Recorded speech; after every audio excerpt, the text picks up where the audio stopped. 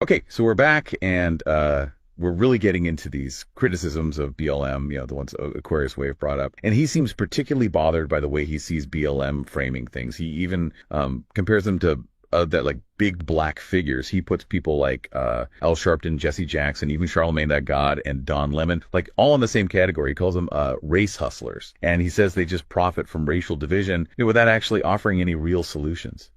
Yeah, that's a pretty strong statement and a controversial way to look at things for sure. I've got to remember there's a whole range of views within any community, and even if people share some things, they're not always going to agree on everything. Right. And this is where Aquarius Wave gets even more, I don't know, provocative, I guess. Yeah. He starts talking about this Democratic plantation, which he says is like a system that's meant to keep black voters dependent on government assistance and like trapped in poverty. Democratic plantation. Oh.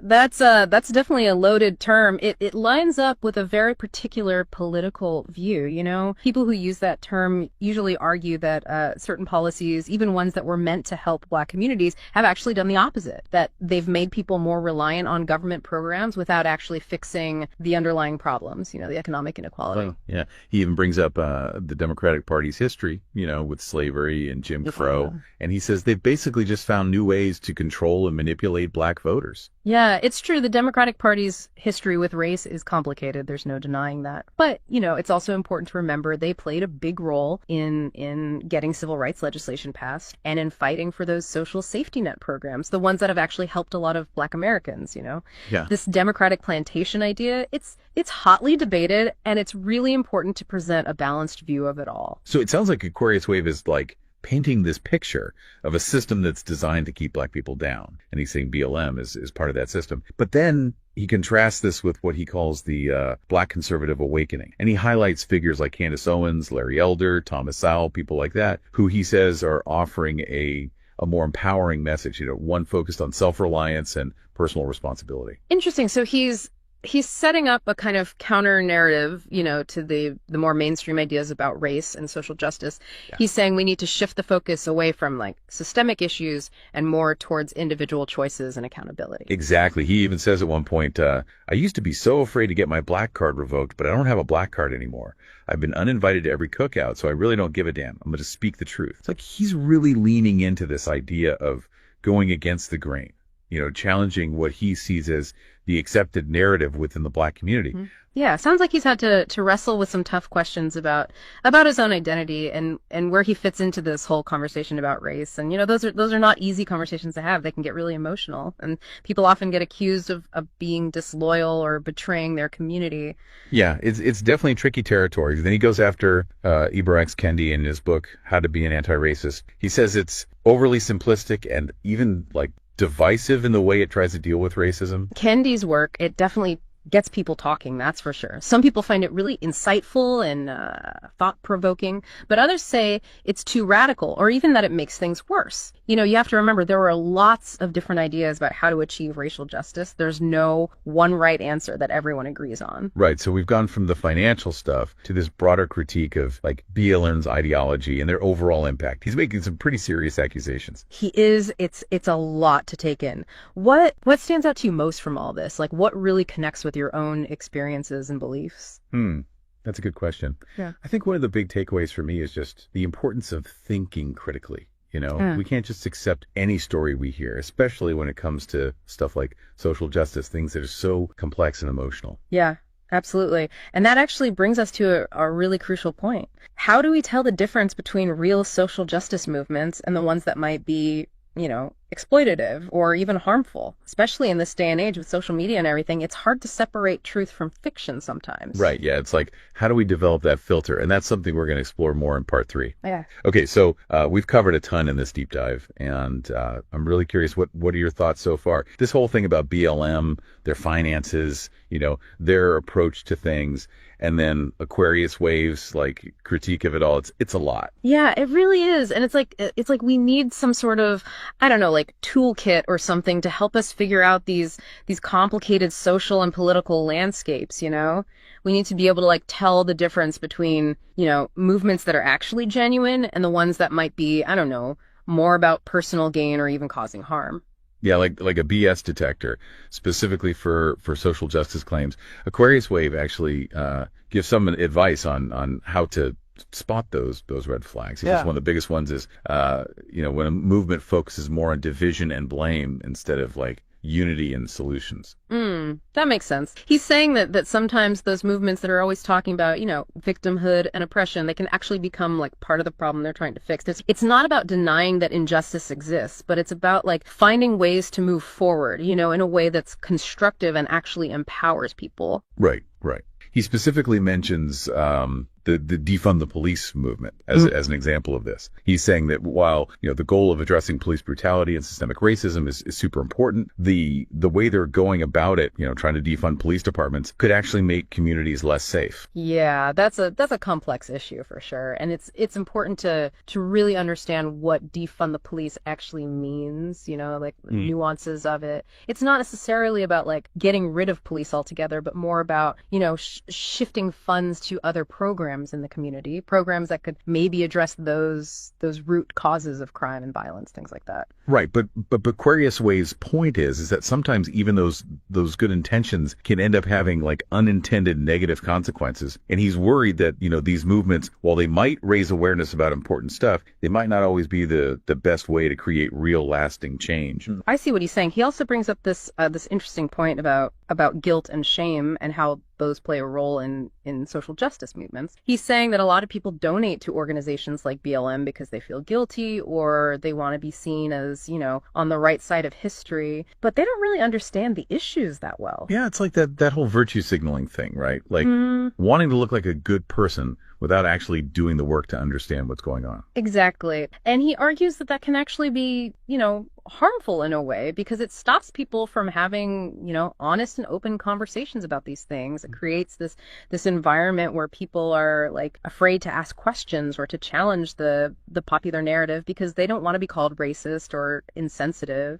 Yeah, it's like you have to just agree with everything or you're the bad guy. So what do we do with all this? We've got these accusations about, financial stuff, concerns about BLM's overall impact, and then this whole critique of like the social justice world in general. It's a lot to process, and I think it's easy to feel kind of overwhelmed. Oh yeah, for sure. It's a lot to unpack. But I think one of the most important things we can do is just, try to develop a healthy sense of skepticism. Question everything. Don't just believe something because it fits with what you already think, because it's coming from someone you like. Do your own research. Look at things from different angles and be willing to, have those tough conversations even if they're uncomfortable. That's great advice, and I think it applies to everything, not just social justice stuff. We're constantly being hit with information from all sides, and it's on us to be like smart about how we consume that information. We have to be critical thinkers. Exactly. And remember, it's okay to not know everything. It's okay to ask questions, to be curious, to try and understand different viewpoints. That's how we learn and grow. Well said.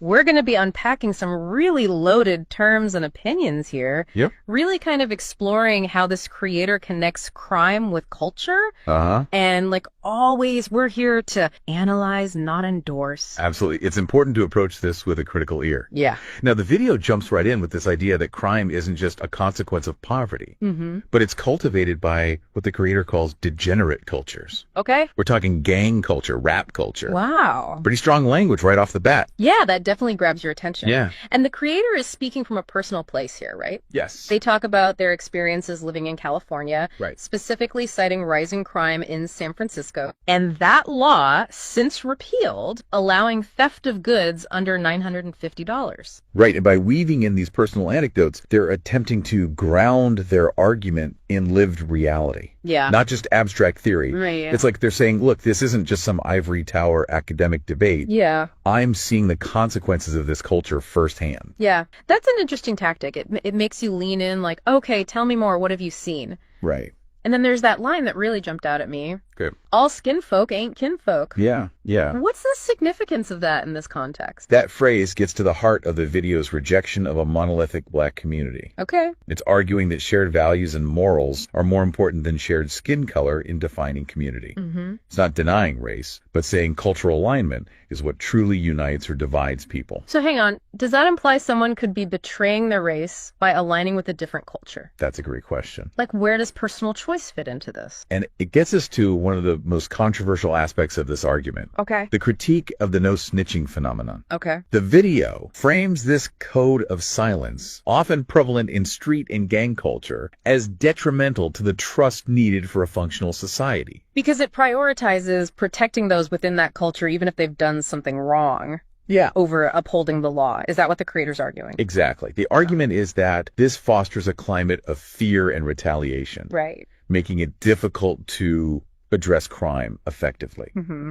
And remember, the creator has personally lost friends to this lifestyle. Oh, wow. So it's not just an abstract critique for them. Yeah. It's tied to real loss and pain. Wow. Okay, so the stakes are incredibly high here. Yeah. This isn't just theoretical, it's deeply personal. Right. But then, if no snitching is part of this so-called degenerate culture, Mm-hmm. how does the video propose we break free from it? What's the alternative? That's where the video shifts from critique to solution, advocating for what it calls choosing a different culture altogether.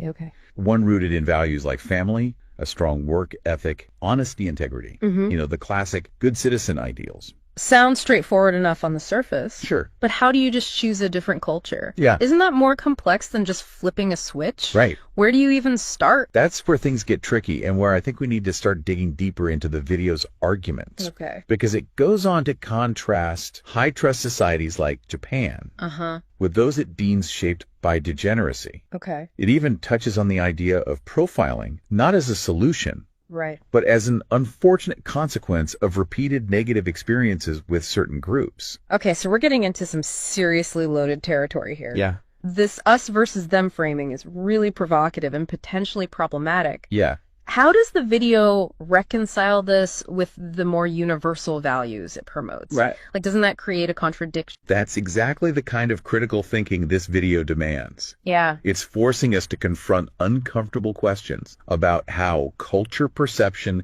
and personal responsibility all intertwine. Right. And it's not going to offer easy answers. All right, so we've laid out the foundation here. Yeah. The creator believes crime is a product of degenerate culture. Uh-huh. They've given us some pretty loaded terms and anecdotes to illustrate their point. Mm-hmm. And now we're left grappling with this call to action to choose a different culture. Yeah. But I think we've just scratched the surface here. Yeah. There's a whole lot to unpack when it comes to personal accountability, systemic factors, and Yeah. whether this cultural choice is even realistically possible for everyone. You're absolutely right. And to really understand the implications of this argument, Yeah. we need to start peeling back the layers and examining the nuances. Okay. So buckle up, because things are about to get even more thought-provoking. All right, I'm ready.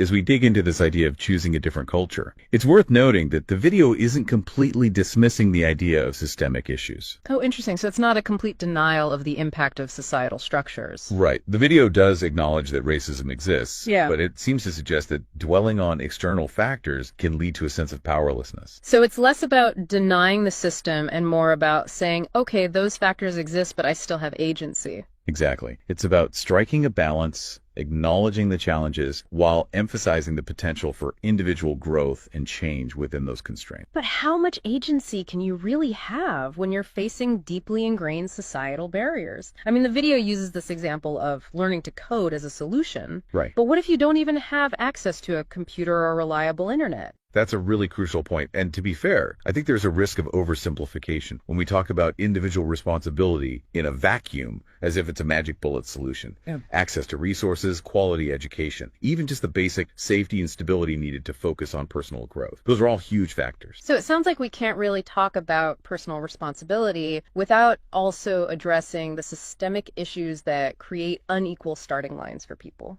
Absolutely. It's not about blaming individuals for circumstances beyond their control, but about empowering them to navigate those circumstances as best they can, while also working to dismantle the systems that perpetuate inequality.